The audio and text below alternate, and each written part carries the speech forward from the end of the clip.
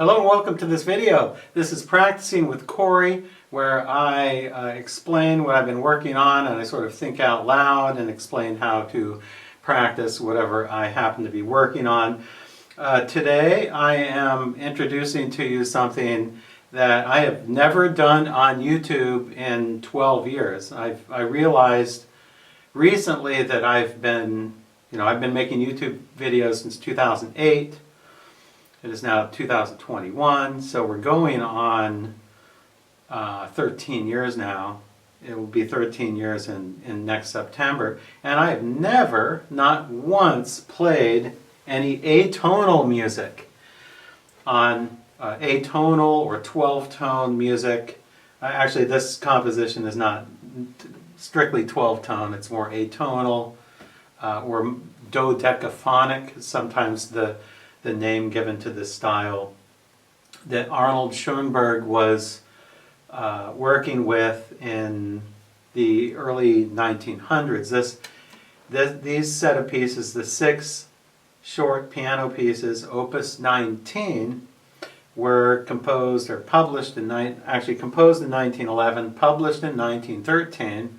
I just posted a performance of all of these on YouTube. You may go listen to that. Also, a little advertisement, go over to the Well-Rounded Pianist at wellroundedpianist.com and join one of the membership levels, and you can learn from me. It's one of the largest piano sites of its kind on the internet today. Just about nearly 2,300 videos as I speak, and it's constantly growing every week. Every week I have new uploads, new tutorials that I do not have on YouTube. So if you want to learn from me and have worn out my YouTube videos and want new material, go to the Well-Rounded Pianist, sign up, and I'm sure you will enjoy it and learn a lot from that for piano for people of all ages and abilities.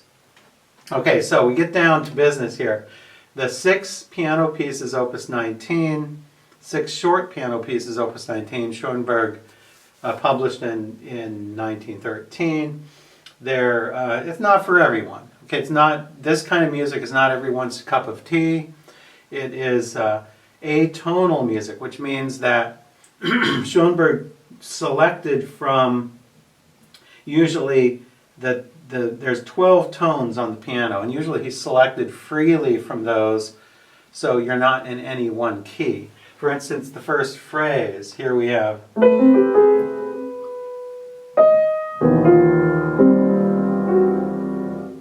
very beautiful first phrase. Let me play that again. Listen carefully.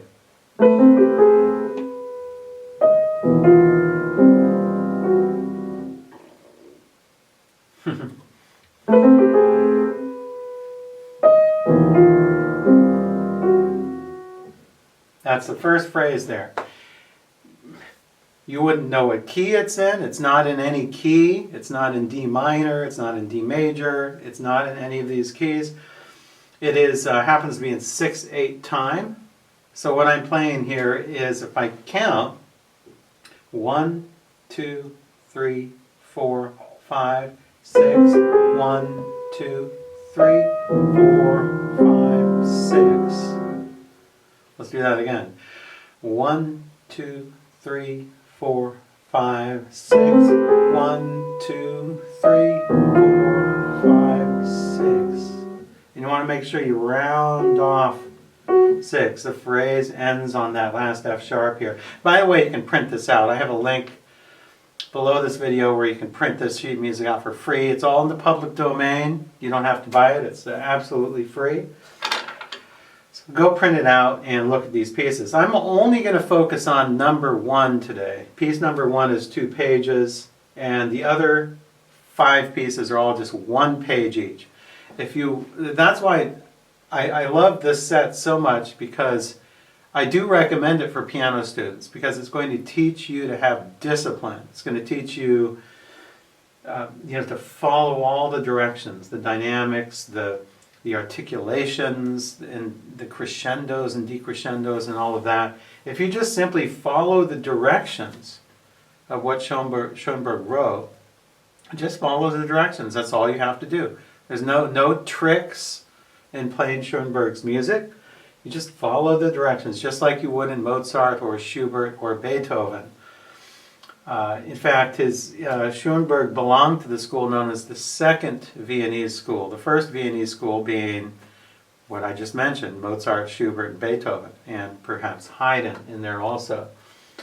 That was a couple centuries earlier. So this is, I think, really expressive music. Print out your copy here. Look at the first 2 pages. Now, I'm going to play through these first 2 pages with counting. I'm not going to play it with a metronome yet, but I'm just going to count. I'm going to count to 6, and then when it gets to 2/4, I'm going to count in eighth notes. So I'm going to count on the second page. There's 2/4. I'm going to count in eighth notes there, and in eighth notes in the next measures, and then it ends in 6/8 again. So I'm going to play it pretty slowly here, not half speed, but just sort of in between, something that's easy to comprehend. 1, 2, 3, 4, 5, 6. 1, 2, 3, 4, 5, 6. Rest. 2, 3, 4, 5, 6. Now that measure right there, it's a little ritardando, a little zögernd. It means sort of to hesitate, like to slow down. So it's 1, 2, 3, 4, 5, 6. Now it goes back into tempo. 1, 2, 3, 4, 5, 6. 1, 2, 3, 4, 5, 6. 1, 2, 3, 4, 5, 6. 1, 2, 3. I like to put a little retard here. Schönberg doesn't say retard. This is the first bar of the second page on this particular edition that I have printed out. I like to do a little ritardando there. 1, 2, 3. And you want to come down in volume. He has a crescendo, decrescendo. 1, 2, 3. Now, 1, 2, 3, 4. 1, 2, 3, 4. 1, 2, 3, 4. 1, 2, 3, 4. 1, 2, 3, 4. Slow down. Take your time here. Rest. I roll this. I mean, I can reach that, but I don't really like to do that. I like to just. So don't feel bad about rolling chords in Schönberg. You don't have to reach that. So in fact, I think it sounds better when you roll it. It gives it some expression. Da da da. I'm going to go back to counting. Ready, play. 1, 2, 3, 4. 1, 2, 3, 4. I'm sorry. 1, 2, 3, 4, 5, 6. Notice molto ritardando here in this 6/8 measure. You can do a nice slow down there. So I'm going to go back to this 2/4 here. 1, 2, 3, 4. 1, 2, 3, 4, 5, 6. 1, 2, 3, 4, 5, 6. 1, 2, 3, 4, 5, 6. 1, 2, 3, 4, 5, 6.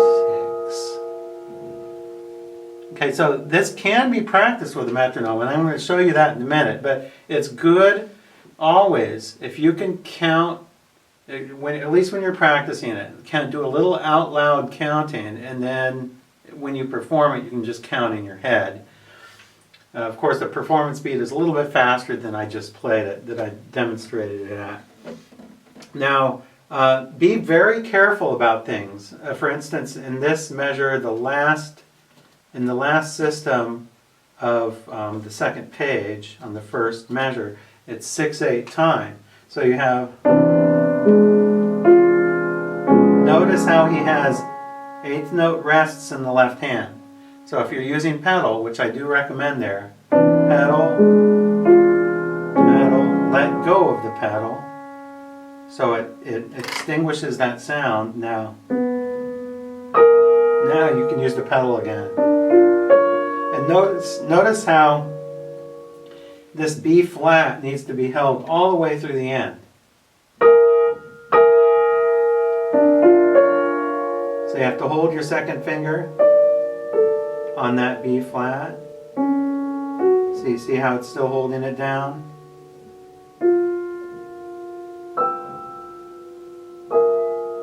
And you can just take your time at the end there. Sounds very mysterious in quality. This needs a lot of pedal. It does need a lot of pedal. When you look at this music, you think, you might think to yourself, well, it sounds so dry and so academic that it shouldn't have pedal. But actually it's the opposite. You do want pedal. You want to make it sound as attractive and as romantic as possible. Actually, as kind of strange as this music sounds to a lot of people, it is quite romantic sometimes. Listen to the first phrase again.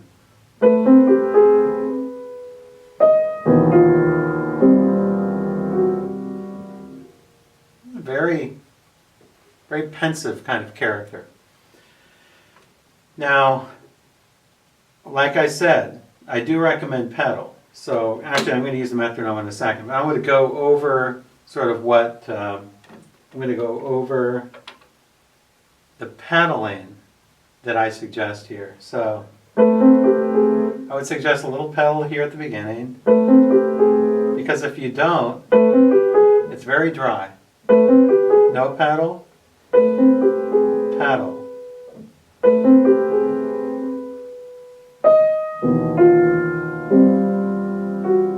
And make sure you bring the melody out. Now, a little pedal there.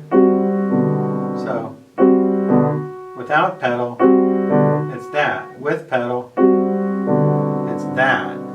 You hear the difference? So you get the whole harmony there.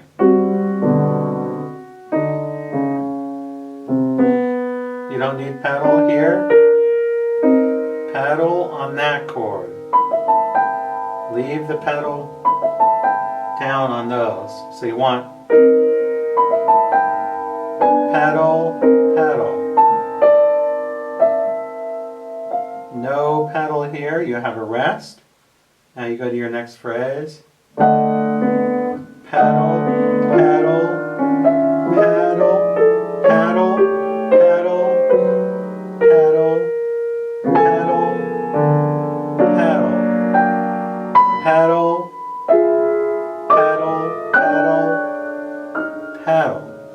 There's a lot of pedaling going on here, and it really helps to smooth it out, sort of put the icing on the cake.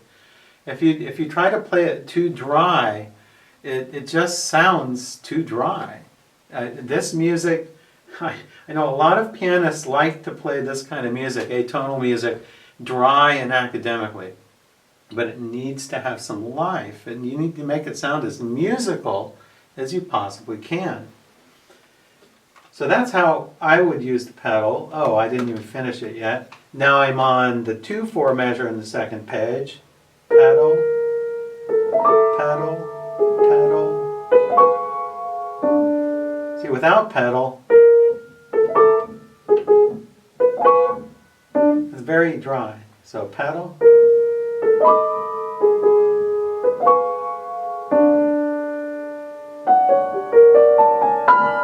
And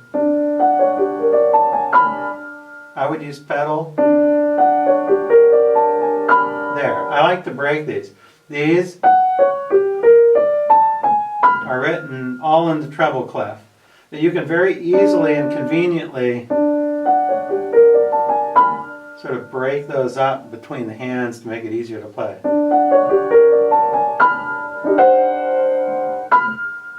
Bum, bum. You want to bring accents out. Bring out staccatos. Definitely pedal here.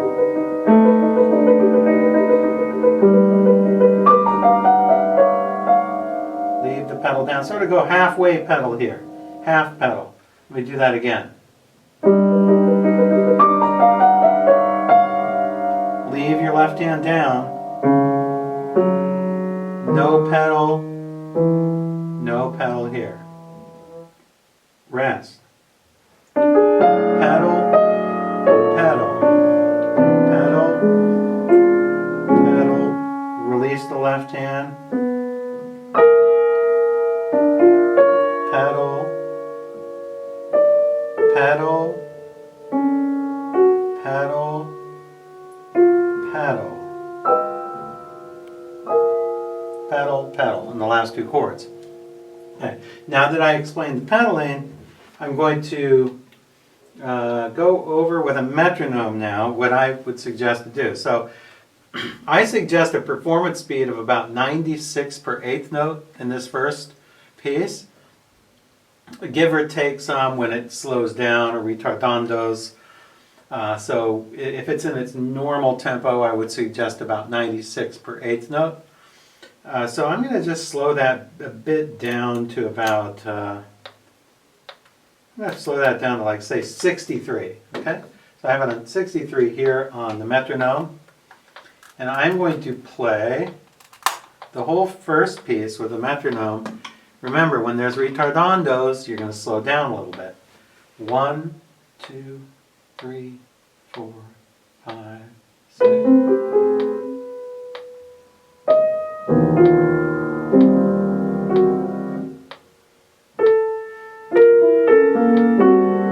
You can slow down here. 1, 2, 3, 4, 5, 6. 1, 2, 3, 4, 5, 6.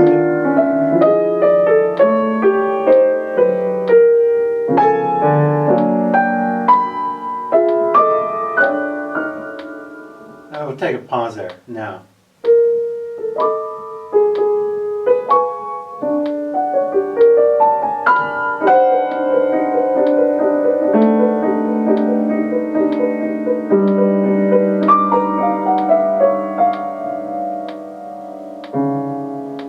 Take your time here, that doesn't need to be with the metronome.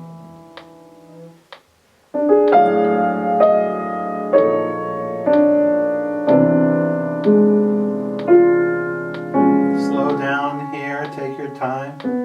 Now when you get here, it's in tempo. 5, 6, 1, 2, 3, 4, 5, 6. 2, 3, 4. Take your time on those last chords. So that's how you would practice kind of slowly with the metronome, just to make sure everything is in place. Now, what I like to do is I get it at that point. I'm just going to go all out. I'm just going to go for it and you try to do it in tempo. You can also sort of inch your way up. I have certain tempo levels I like to work with, 63, 72, 84, 96. I'm on 96. I'm just going to test it.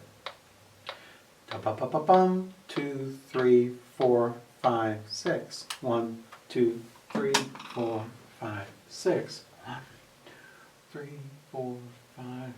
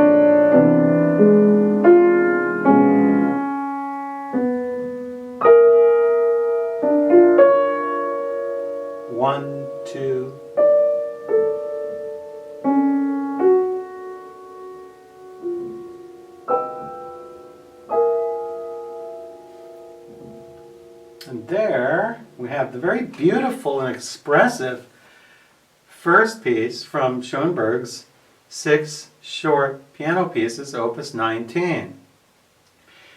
I really, the more I work on these, and these are pretty new, by the way. I mean, I knew they existed, but I never really played them before, seriously. So actually, I just picked these up just a few days ago. I learned them in about 2 days, and I recorded my YouTube video. I learned very, very quickly, and I don't have any fingerings written in. I didn't write in any fingerings. They're all in my head. So I suggest try to do that. Try to keep your fingerings in your head instead of trying to write in all your fingerings, and see how that works for you. It might take a while to get used to that, but I find it highly effective. It really saves time if you don't have to write in all your fingerings. There are no fingerings provided in the sheet music here either. So this is a beautiful piece, and it's beautiful music. I really, the more I work on it, the more I enjoy it. If I didn't work on it, I would think it's strange music. I'd think, why does anyone want to play that garbage? It doesn't have any melodies. It's not in any key. But then, you have to open your mind up a little bit. Print out the music. Just look at it. They're really short pieces. This is probably the best pieces to start with if you want to play Schönberg or atonal music. If this is your first atonal work that you've ever played, this is great because they're all very short, and they really make you be aware of everything on the page and everything coming out of your fingers, all the sound coming out. You want to make the sound as beautiful as possible. So this is beautiful music, and like I said, if I had never played them before, I might not think they're so beautiful, but then I started working on these, and the more I work on them, the more I like them. And I think you will too. So thank you for joining me. Go over to the Well-Rounded Pianist and sign up and learn piano from me. Until we meet again.